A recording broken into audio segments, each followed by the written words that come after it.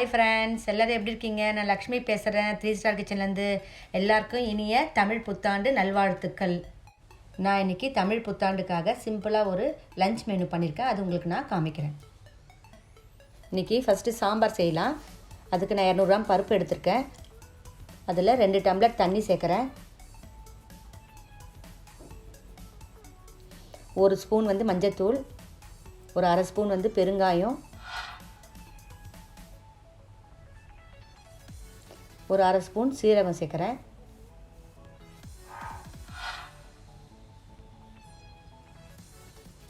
இதெல்லாம் நல்லா கலந்து கொடுத்துட்டு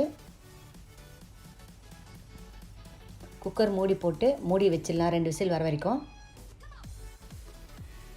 இப்போ சாம்பார் தாளிக்கிறதுக்கு 5 ஸ்பூன் எண்ணெய் ஊற்றுறேன்.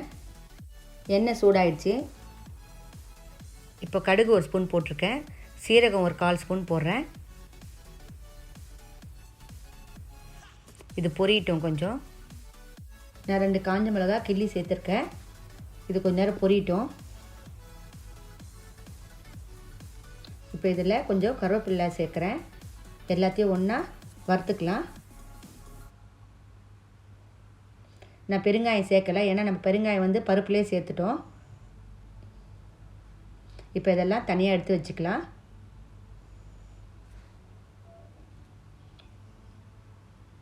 இந்த சாம்பார் பண்ணுறதுக்கு ஒரு வெங்காயம் எடுத்திருக்கேன், கருவேப்பிலை எடுத்திருக்கேன், 3 பல் பூண்டு எடுத்திருக்கேன், ஒரு தக்காளி பெரிய சைஸ் எடுத்திருக்கேன்.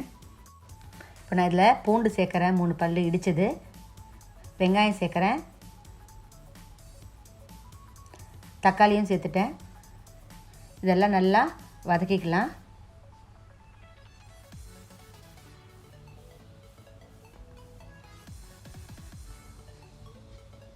இப்போ இதில் முருங்கைக்காவும் சேர்த்துடலாம்.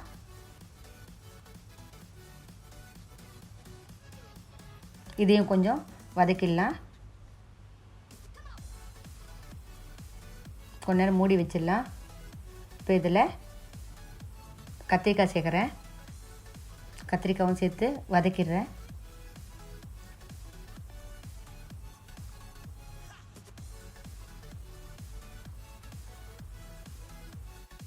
இதில் நான் 2 ஸ்பூன் சாம்பார் பொடி போடுறேன். மிளகாத்தூள் 1 ஸ்பூன் போடுறேன். இதெல்லாம் போட்டதப்புறம் ஒரு வாட்டி நல்லா கலந்து கொடுத்துடலாம். இப்போ 1 டம்ளர் தண்ணி ஊற்றிடலாம். இதையும் கலந்து கொடுத்துடலாம்.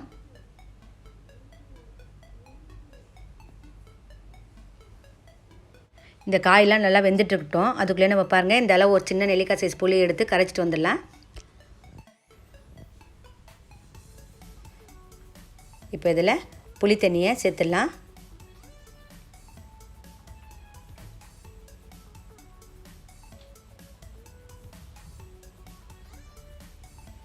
புளி தண்ணி சேர்த்தாச்சு. இது போதும், கொஞ்சமாக போட்டால் கூட போதும். இப்போ நம்ம வேக வச்ச பருப்பில் இதெல்லாம் இப்போ சேர்த்துடலாம். நம்ம இப்போ இதில் 2 ஸ்பூன் உப்பு போடுறேன். நான் இதெல்லாம் போட்டாச்சு. நல்லா ஒரு வாட்டி கலக்கி கொடுத்துடலாம். ஒரு 5 நிமிஷம் நல்லா வேகட்டும். பாருங்கள், 5 நிமிஷம் வெந்துடுச்சு. முருங்கைக்காய் கத்திரிக்காயெல்லாம் நல்லா வெந்திருக்கு. நல்லா வாசனை, நம்ம சாம்பார் வாசனை அவ்வளோ நல்லா அடிக்குது.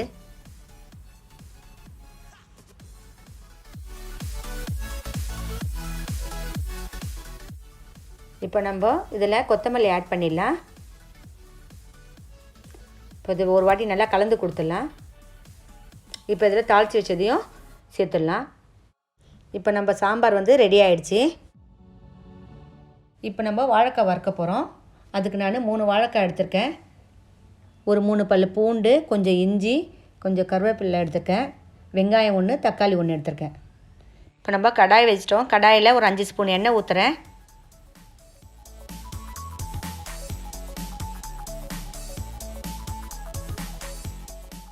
இதில் ஒரு அரை ஸ்பூன் கடுகு போட்டுடலாம். கடுகு பொரியட்டும்.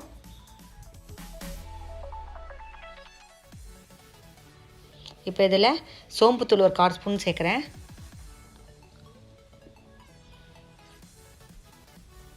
இது ரெண்டும் நல்லா பொரியட்டும்.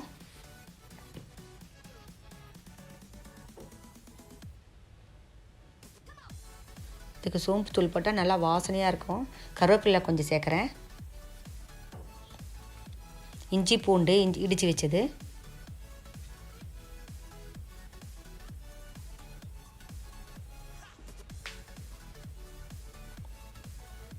இதெல்லாம் நல்லா வறுக்கட்டும் பாருங்கள்.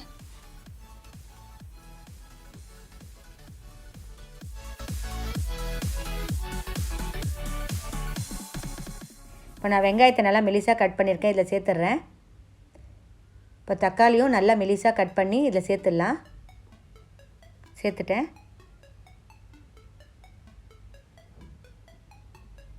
இப்போ இதெல்லாம் நல்லா கலந்து கொடுத்துடலாம்.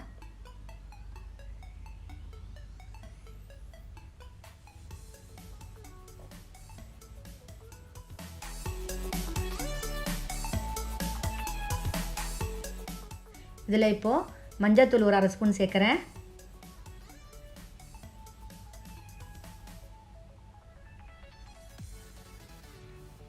உப்பு 1/2 ஸ்பூன் சேர்க்குறேன்.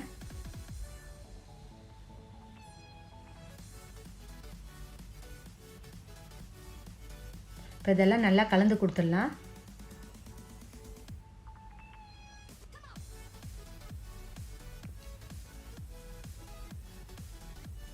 நம்ம இந்த வாழைக்காய்க்கு தண்ணி ஊற்றாம தான் வேக வைக்க போகிறோம். இதை கொஞ்சம் நேரம் மூடிட்டு வதங்கட்டும் கொஞ்சம் நேரம்.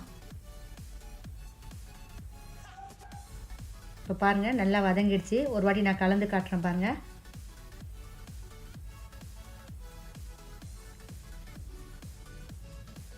இப்போ இதில் கட் பண்ண வாழைக்காவை நம்ம சேர்த்துக்கலாம்.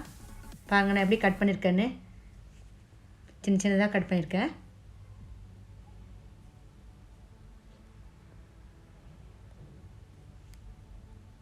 இது எல்லாத்தையும் சேர்த்தாச்சு. இப்போது எல்லாம் நல்லா கலந்து கொடுத்துடலாம்.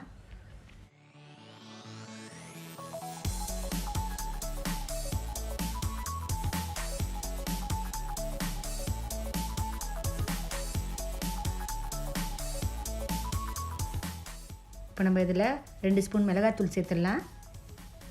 இதில் 2 ஸ்பூன் தனியாத்தூளும் சேர்த்துடலாம்.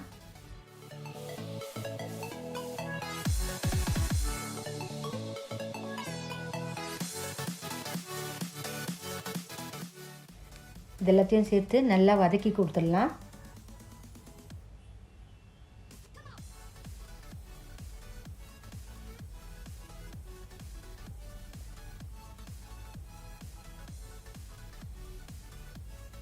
இதில் நம்ம கொஞ்சம் கூட தண்ணி ஊற்றாமல் இப்போது மூடி வச்சிடலாம். இதை இந்த காயில் விடுற தண்ணியிலே வெந்துடும். பாருங்கள் நம்ம வாழைக்காய் எவ்வளோ நல்லா வெந்திருக்குன்னு.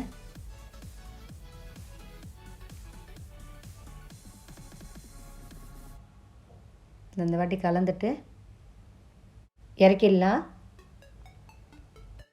நம்ம இப்போது சக்கரை பொங்கல் செய்யலாம். அதுக்கு 1 கிளாஸு பச்சரிசி எடுத்துருக்கேன் நான். இதை கழுவிட்டு வந்துடலாம். பாருங்கள் கழுவியாச்சு. இதில் 3 டம்ளர் தண்ணி ஊற்றணும்.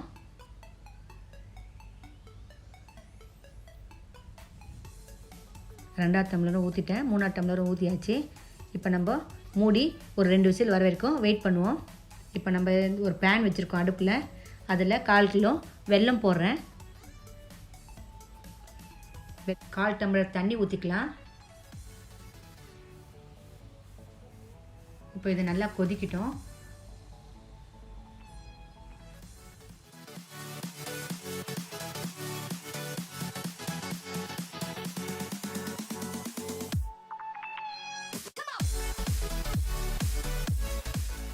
இப்போ இதை நல்லா கலந்து கொடுத்துடலாம். வெல்லம் கரையட்டும்.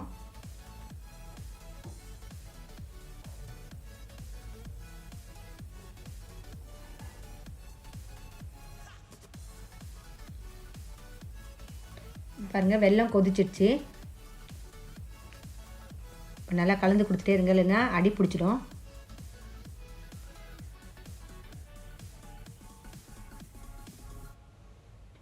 பாருங்கள் நல்லா கலந்து கொடுத்தாச்சு. நம்ம அரிசியும் வெந்துடுச்சு. இப்போ நம்ம அதில் வடிகட்டிடலாம் வெல்லத்தை. பாருங்கள் மண்ணெல்லாம் வந்துடுச்சு பாருங்கள். எப்போ பண்ணாலும் இந்த மாதிரி பண்ணுங்கள். இப்போ நல்லா கலந்து கொடுத்துடலாம். இந்த சாதத்தில் வெள்ளம் எல்லாத்துலேயும் நல்லா சேர்கிற மாதிரி கலந்து கொடுத்துடலாம். இப்போ நான் இதில் கொஞ்சோண்டு கலர் பவுட்ரு போடுறேன். நம்ம இதுக்கு பச்சை பருப்பு போடாமல் நம்ம பொங்கல் பண்ணுறோம். இது கோயில் பொங்கல். இது நல்லா கலந்து கொடுத்துட்டோம். இப்போ இதில் ஒரே ஒரு விசில் வச்சிடலாம். பாருங்கள், விசிலாம் வந்துடுச்சு. எவ்வளோ நல்லா வெந்துடுச்சு பாருங்கள் நம்ம சக்கரை பொங்கல். இப்போ நம்ம இந்த சைடு தாளிச்சிடலாம். நெய் ஊற்றிருக்கேன். ஒரு 4 ஸ்பூன் நெய் ஊற்றிருக்கேன். 3 ஏலக்காய் போட்டிருக்கேன் இடித்து. முந்திரி உங்களுக்கு எவ்வளோ வேணுமோ நீங்கள் அவ்வளோ போட்டுக்குங்க. நான் இது பாதி பாயசத்துக்கும் பாதி பொங்கலுக்கும் வச்சுருக்கேன். பாருங்கள், முந்திரி நல்லா பொரிஞ்சிடுச்சு. இப்போ ஸ்டவ் ஆஃப் பண்ணிடலாம்.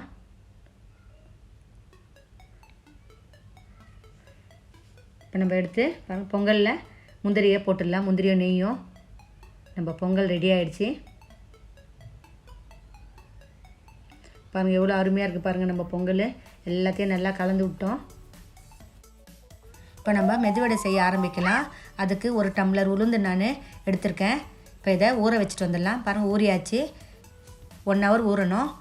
இப்போ பாருங்கள், அரைச்சிட்டோம். இப்போ இது பேஸ்ட் மாதிரி ஆயிடுச்சு. இதில் 3 ஸ்பூன் தண்ணி சேர்த்துக்கலாம். மிக்சியில் அரைக்க சொல்ல ரொம்ப நேரம் அரைக்காதீங்க. சூடாயிடுச்சுன்னா மாவு சரியாக வராது. இப்போ நம்ம ஒரு பவுலில் ட்ரான்ஸ்ஃபர் பண்ணிக்கலாம். இப்போ இதில் நான் சின்ன சின்னதாக கட் பண்ண ஒரு வெங்காயத்தை சேர்த்துக்கிறேன். கொத்தமல்லி, கருவேப்பிலை சின்ன சின்னதாக கட் பண்ணி வச்சுருக்கேன், அதையும் சேர்த்துக்கிறேன். இதில் பச்சை மிளகா 1 போட்டிருக்கேன் நான். உங்களுக்கு காரம் நிறையா வேணால் நீங்கள் போட்டுக்குங்க. இன்னும் 2 கூட போட்டுக்கலாம். இஞ்சி கொஞ்சோண்டு கட் பண்ணி வச்சுருக்கேன், அதையும் சேர்த்துட்டேன். இப்போ இதில் நான் 2 ஸ்பூன் ரவை சேர்க்குறேன். நான் இதில் அரிசி மாவு எதுவும் சேர்க்கலை. பாருங்கள், 2 ஸ்பூன் ரவை தான் சேர்க்குறேன். உப்பு இதுக்கு 1 ஸ்பூன் சேர்த்தா போதும்.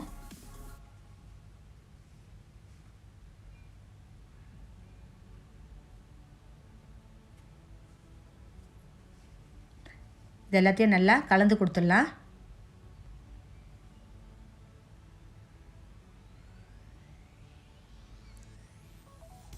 நல்லா எல்லாம் ஒன்றா ஆகிற மாதிரி நல்லா கலந்துக்கலாம். பாருங்கள், கலந்தாச்சு. நம்ம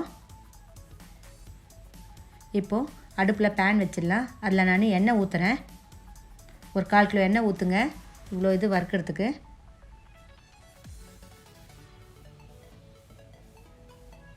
இப்போ எண்ணெய் சூடாகட்டும். இப்போ எண்ணெய் சூடாயிடுச்சு. நம்ம கையில் தண்ணியை தொட்டுட்டு ஒரு வடையாக தட்டி போட்டுடலாம். வடை போட சொல்ல தள்ளி தள்ளி போடுங்க. நான் ஒன்றோடு ஒன்று ஒட்டிக்கும். இப்போ பாருங்கள், நான் எப்படி போடுறேன்னு. கேப் இருக்கணும் கொஞ்சம் கொஞ்சம்.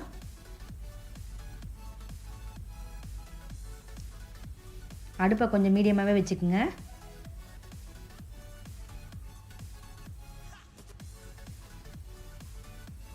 நான் இந்த பேனில் ஒரு 6 வடை போடுறேன். ஏன்னா கேப் இருக்குது பாருங்கள் எல்லா இடத்துலையும்.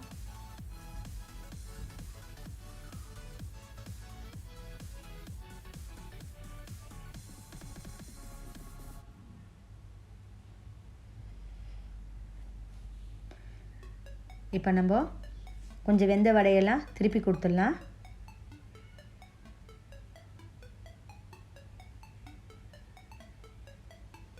முதல்ல போட்டோம் பாருங்கள், அந்த வடையெல்லாம் நம்மளுக்கு திருப்பிடலாம்.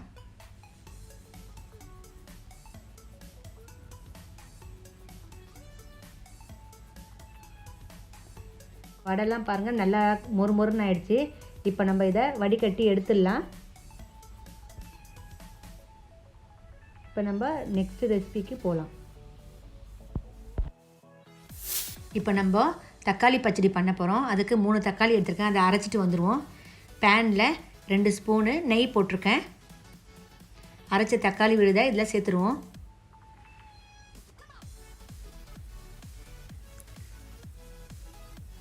இது நல்லா வதங்கட்டும். இதில் தண்ணிலாம் எதுவும் ஊற்றக்கூடாது. இதை நல்லா கலந்து கொடுத்துருவோம்.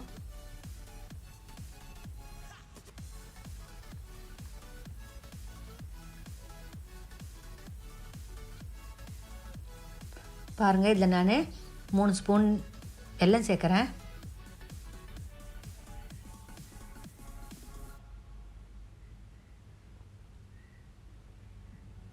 இதை நல்லா கலந்து கொடுத்துருவோம் வெல்லத்தை.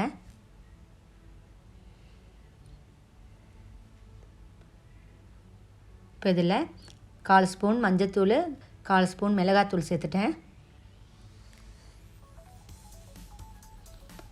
எல்லாம் நல்லா எப்படி தண்ணியெலாம் வதங்கிடுச்சு பாருங்கள். இதில் தக்காளி பச்சடி ரெடி ஆகிடுச்சு. இப்போ நம்ம நெக்ஸ்ட் ரெசிபிக்கு போகலாம். நம்ம இன்றைக்கி ஜவ்வரிசி பாயசம் பண்ண போகிறோம். அதுக்கு 2 ஸ்பூன் ஜவ்வரிசியை நான் தண்ணி போட்டு ஊற வைக்கிறேன். இந்த மாதிரி தண்ணி போட்டு ஊற வச்சிங்கன்னா ஜவ்வரிசி வந்து குழையாமல் நல்லா நெத்தாக இருக்கும். இது ஒரு 10 நிமிஷம் ஊறட்டும். இப்போ நான் அடுப்பில் ஒரு பாத்திரம் வச்சுருக்கேன். அதில் 1.5 டம்ளர் பால் ஊற்றுறேன்.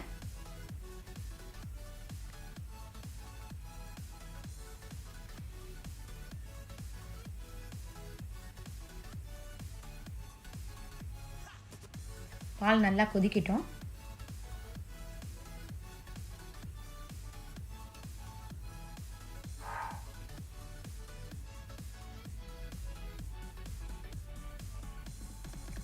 பால் கொதிக்க ஆரம்பிச்சு. இப்போ நம்ம ஊறின ஜவ்வரிசி இதில் சேர்த்துடலாம்.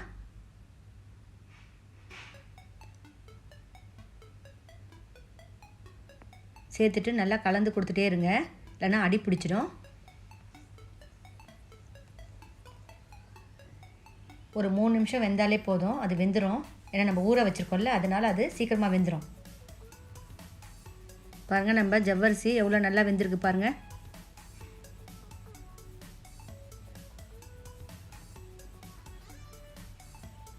இப்போ நம்ம நெய் கொஞ்சம் ஊற்றிட்டு சேமியாவை நான் வறுத்துக்கிறேன். இந்த ஜவ்வரிசியில் சேர்க்கறதுக்கு இதிலே கொஞ்சம் தண்ணியும் ஊற்றி வேக வச்சுருங்க. பாலில் போட்டால் வேகாது. எல்லாம் நல்லா வறுபடட்டும் சேமியா எல்லாம்.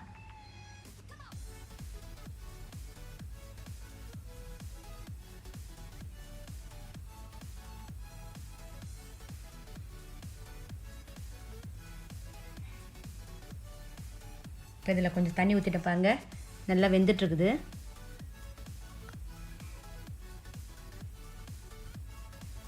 நான் இதில் குங்குமப்பூ சேர்க்குறேன் கொஞ்சோண்டு கலருக்காக. இப்போ நம்ம வெந்த சேமியா குங்குமப்பூலாம் இருக்குது பாருங்கள், எல்லாத்தையும் இந்த பாலில் சேர்த்துடலாம். எல்லாம் நல்லா கலந்து கொடுத்துட்டு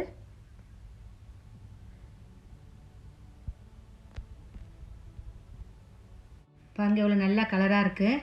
இப்போ நம்ம வறுத்து வச்சிருந்தாலே முன்னாடியே ஏலக்காய், முந்திரி இது எல்லாத்தையும் இதில் சேர்த்துடலாம். எவ்வளோ நல்லா வாசனையாக இருக்குது பாருங்கள். இதை நல்லா கலந்து கொடுத்துருங்க. இப்போ நம்ம இதில் சர்க்கரை சேர்த்துக்கலாம். சர்க்கரை வந்து நீங்கள் லாஸ்ட்டில் தான் சேர்க்கணும். பாயாசத்துக்கு ஒரு 100 கிராம் சர்க்கரையை சேர்த்துக்கிறேன் நான். நல்லா கலந்துக்குங்க. இல்லை நம்ம பாயாசம் ரெடி ஆகிடுச்சு.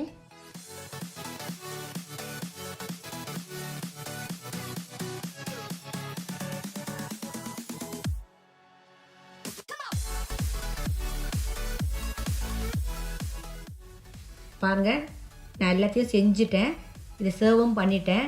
உங்களுக்கு இந்த வீடியோ பிடிச்சிருந்தா லைக் பண்ணுங்கள், உங்கள் ஃப்ரெண்ட்ஸுக்கெலாம் ஷேர் பண்ணுங்கள், சப்ஸ்கிரைப் பண்ணுங்கள், பக்கத்தில் இருக்க பெல் பட்டனையும் கிளிக் பண்ணுங்கள். அப்போ தான் நான் போடுற புது புது வீடியோஸ்லாம் உங்களுக்கு உடனுக்குடனே அப்டேட் ஆகும். இனிய தமிழ் புத்தாண்டு நல்வாழ்த்துக்கள். தேங்க்யூ.